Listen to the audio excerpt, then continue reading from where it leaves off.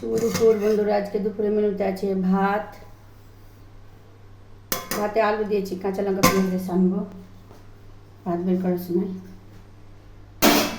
মাছের ডিম ভাজা,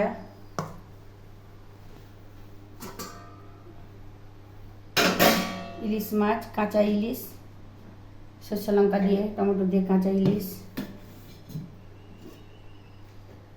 আর এটা হচ্ছে রুই মাছ, বড়ি, আলু, কচু, সরষে লঙ্কা বাটা দিয়ে, এটাও রুই মাছের ঝোল, বড়ি আলু দিয়ে। আর এটা কাঁচা করেছি ইলিশ মাছ আর মাছের ডিম। আজকে দুপুরের মেনু এই।